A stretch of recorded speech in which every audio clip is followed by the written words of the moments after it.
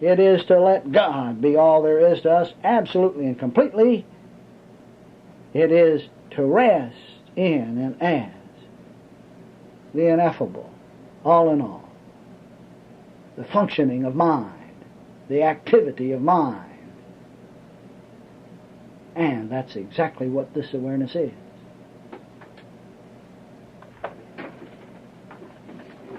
As I see it, there is no argument in awareness, no judgment, no contention. There's no looking back to see what it has accomplished or done to the dream of material living.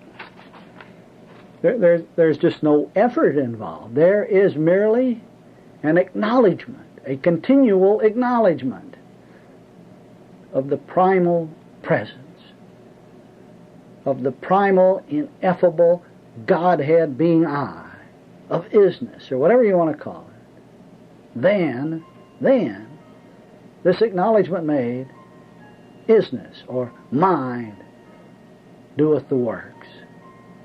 The presence itself dispels the belief in another beside the one. Oh, there was a time when I tried so hard to put off the miserable mortal and its mind, its mortal mind that I identified myself as. I used to say, I don't want to see these things. I don't want to be the mind, the mortal mind that's aware of such atrocities going on in the world. I do not wish to be the beholder of the false picture, totally untrue, powerless, when I know that God is the only mind and so forth. I used to say the seeming was powerless long before I was sure it was. I tried to put off the old man. I tried to crush it, kill it, stampede it, bury it with the truth. Like Jacob of old, I wrestled and wrestled. And all the while, the identity I am, the awareness of mind was going right on being aware. All the while, I as awareness was who and what I as awareness was, and didn't have to do anything to be it at all. Nothing to be it. Well, what's all this got to do with supply and how to go about taking no thought? Well, be patient. Be patient. I'll get to that. This comes to be said. Awareness beholds the perfection of the moment. Well, what can awareness behold? It's the functioning of mind, and if mind is all, awareness is forever beholding the qualities and attributes of mind and nothing else. Awareness anticipates even greater glories to come. Awareness is, to use the biblical phrase, awareness is from glory to glory, because it is continuing self-knowledge. God's self-knowledge going on. No aspect of the self will remain hidden forever. Consequently, one can expect to understand more and more and more and more harmony and perfection from amazement to amazement. Now, one of the other things we know about supply, about casting bread upon the waters, it comes to me to say here, is, to use the biblical phrase, awareness is from glory to glory, because it is continuing self-knowledge. God's self-knowledge going on. No aspect of the self will remain hidden forever. Consequently, one can expect to understand more and more and more and more harmony and perfection from amazement to amazement. Now, one of the other things we know about supply, about casting bread upon the waters, it comes to me to say here, an old Oriental summed this up very well once when he said, people are, after all, straw dogs. And he says, remember that the perceived do not perceive. Well, now, that leaves the onus right here as this awareness being I, being you, to set the world straight by understanding what's going on. Awareness perceives. The images within awareness do not perceive. The images within awareness do not understand. Awareness is understanding happening. Identified as awareness, we are that understanding going on. God's understanding going on. One mind certainly is so. And this, so I'm saying that ultimate, yes, many philosophies have said God is mind. Christian Science uses this as one of its synonyms for God. But what we see as the finite world are the qualities and attributes of isness. Not isness itself, but its qualities and attributes. They are the myriad qualities and attributes in their infinity of combinations. So forth. I realize maybe I've gotten kind of deep and profound, but let me just come back to tell you that all of this is just infinitely simple. It is simple beyond belief. It is so simple that it's its simplicity that hides it from us. It's extremely profound to the intellect, to the reasoning, calculating mind, because that thing stands as some sort of a guard. The role we play, the ego that we play, lives, moves, and has its being as a fiction that we believe is real, and its only reality is in our playing the game. And we can stop playing it in the twinkling of an eye by granting in very simple honesty that God really is all. That perfection really is perfect. That truth really is true. That reality really is real. And then be honest with it. Can anyone identify as somebody sick, sinful, ailing, filled with guilt, without enough dollars? Who can identify in such a way if we are honest with the fact that perfection is all? And we all granted here a little while ago that it seems almost inescapable to see that a perfect single isness is total, alone, and all. So then,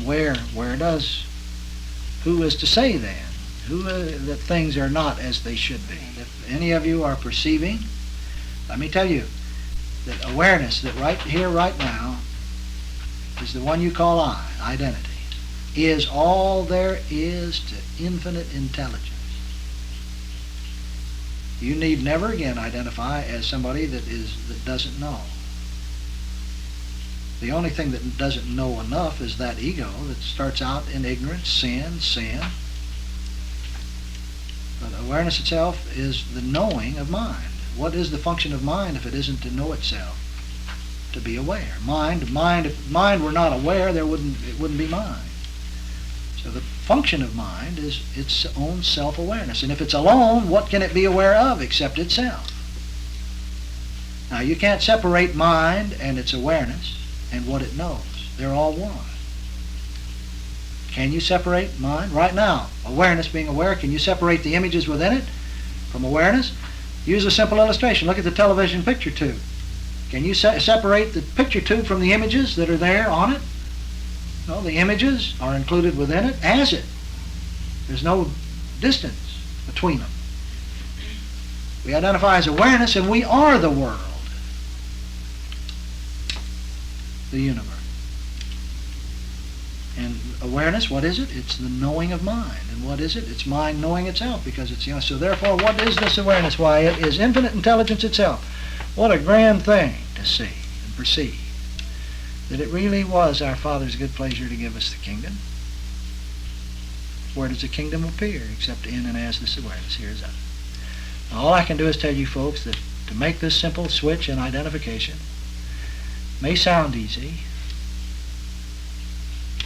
but the intellect, the ego of us, is reluctant to, we hate to give up the good things that we like, that we call good. But just as surely as we learn that numerals are just numerals, none of them bad, we must also see that numerals are just numerals and none of them good. They're just numerals being numerals. So we also must give up the good judgments as well as the bad judgments. And strangely enough, this is even included in the plainest terms in most of our religions of the world. Didn't Jesus make the remark? He said to judge not. I judge no man. He said, judge not lest thou be judged by the same judgment.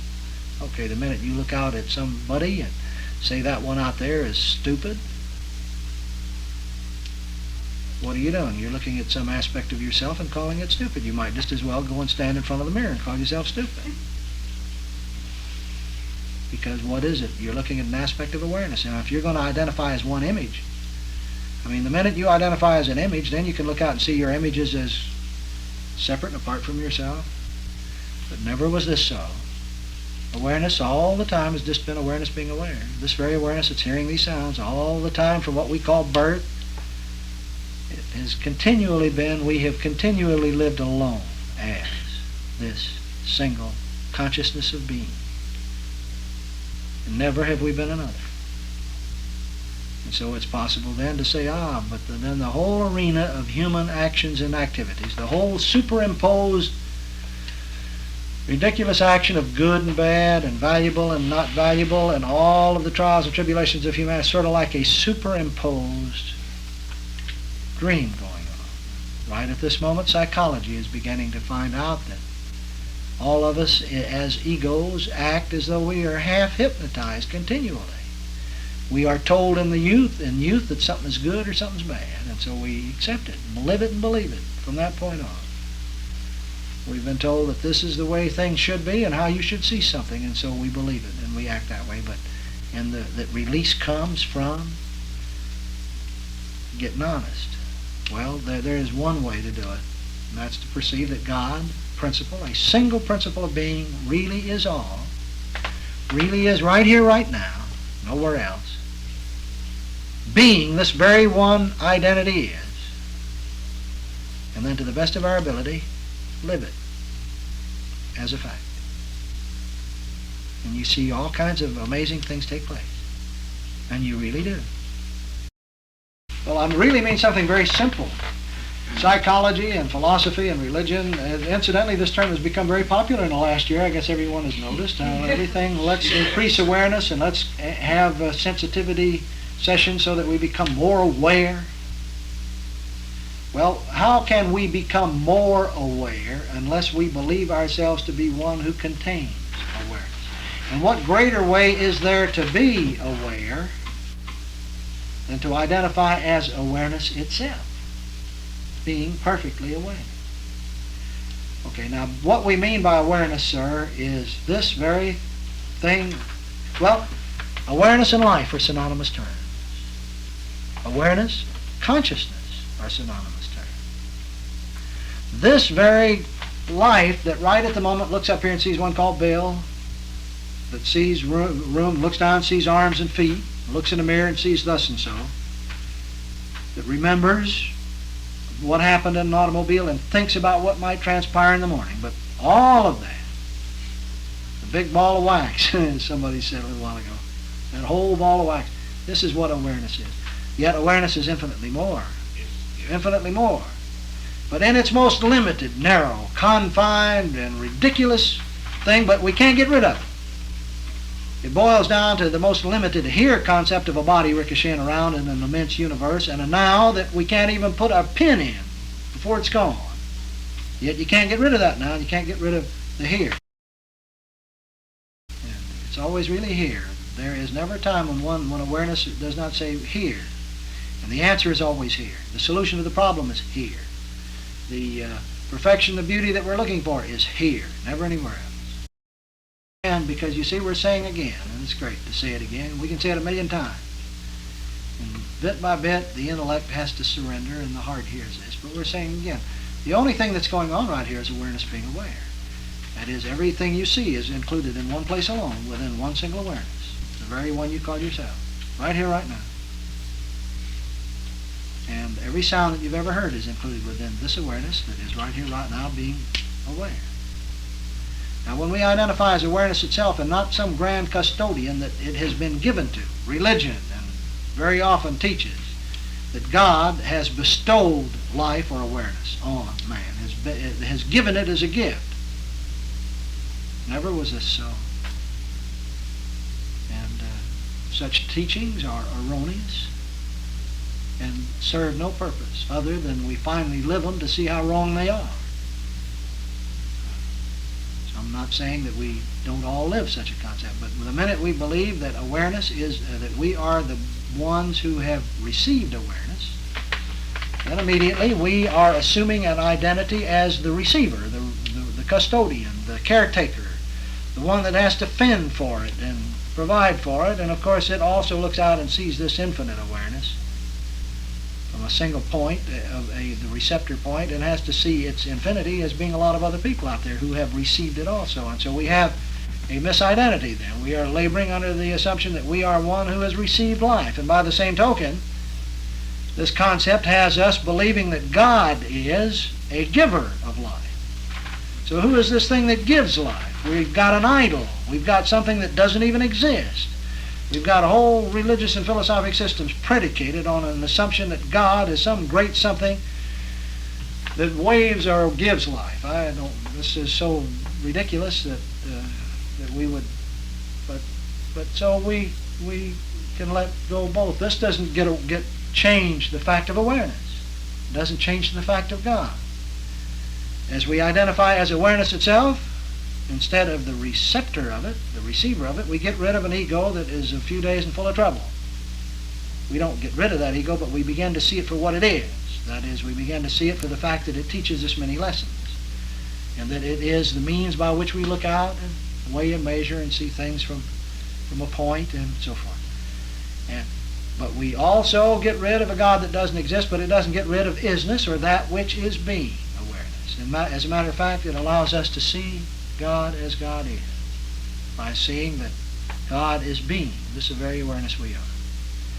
Consider the television set, and it's just visualize in your mind's eye television set, and it's the only thing in all existence. You see, there is nothing in all being but a single television set.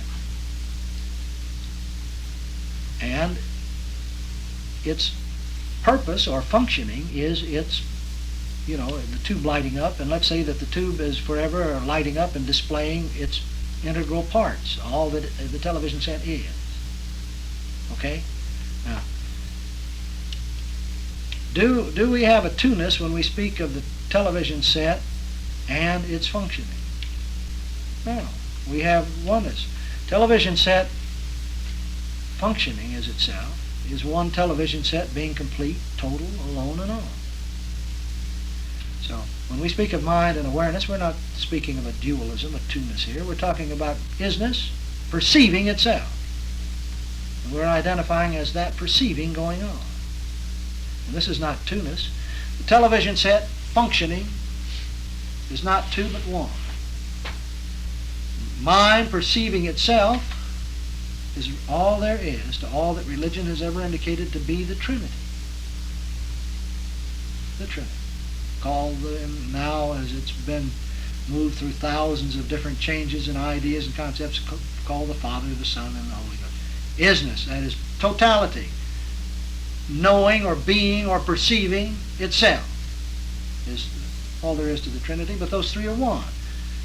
You cannot separate mind from its functioning awareness, because mind wouldn't be mind if it weren't aware. And yet awareness is not all there is to mind. So Jesus says, when you see me, you've seen the Father. Yet my Father is greater than I. Isness, perceiving. Perceiving isn't all there is to isness. Perceiving can very well say, when you see me, you perceive mine. But it's not me that doeth the works, it's the Father. Perfection is done. So it is that we don't take any credit as a personal thing. We see that the power, the dignity, the totality, the completeness is God. The value is God. And there is no other value. Human values are play a purpose, and we don't throw them out the window. We But we see them for what they are, and they no longer have this grand thing hanging over us, giving us a hard time. People, I have talked now 10 minutes over time. Any more questions? I have enjoyed it very much, and I hope that, in fact, I know there's been some hearing going on. These are ideas. Now, don't think for a minute that it ends with this. It doesn't end with this. These ideas and concepts go on and on. Many things that have been said here will be heard in again and again. There is no external authority. Not the images are the authority. It's that which contains the images within them. The authority is the very one you are. These ideas will go on and expand and develop and grow apace.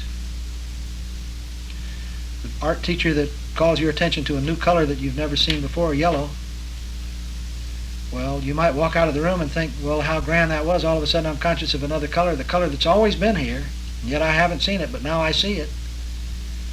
But that's only the beginning, because from that point on, forever and ever and ever, amen, wherever you go, you see yellow, the new color. So the ideas that have bloomed here develop and grow apace, and they're eternal, and they'll never leave you nor forsake you. Okay, thank you very much.